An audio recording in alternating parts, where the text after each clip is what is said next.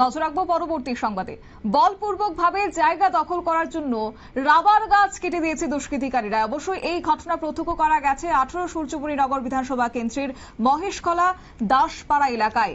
এই এলাকায় কুমোদ চন্দ্র দাস নামের তিনকানি জায়গার উপরে ওনার ছেলে শিবু চন্দ্র দাস রাবার গাছের চাষ করছেন, কিন্তু এলাকারই দুষ্কৃতিকারীরা প্রতিনিয়ত রাবার গাছ কেটে ফেলছেন।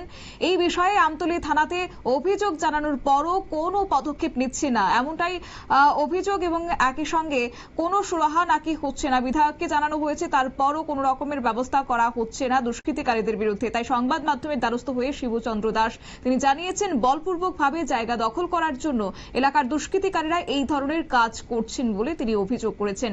কি রয়েছে ওনার বক্তব্যে শুনুন।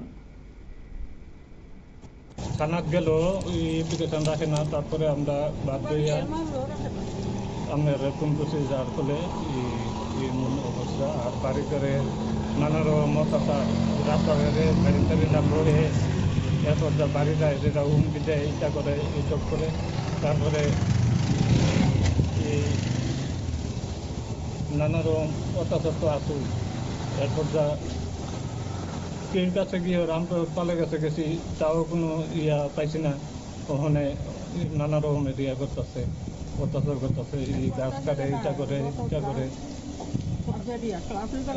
একবার ক্লাবের টিকা করতেছে, আর আয়ে পশ্চিমের টিলার এই টিলার পশ্চিম পাড়ার ফুলাপান দিয়ে এটা করতেছে, মহিষকলার ফুলাপান দিয়ে এটা করাইতেছে, চতুর্দিকের ফুলাপান দিয়ে এটা করাইতেছে।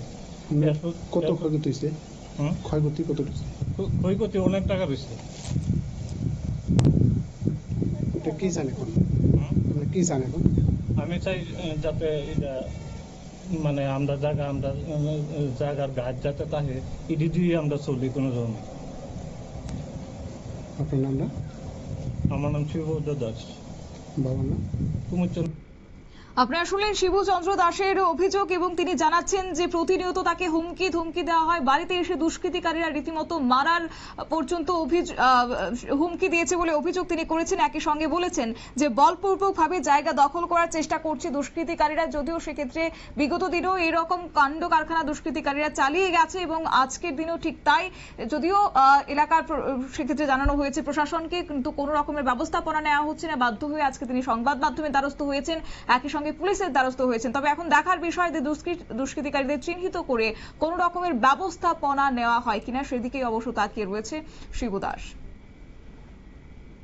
নিয়ে নিচ্ছি ছোট্ট একটি বিজ্ঞাপন বিরতির সঙ্গে থাকুন।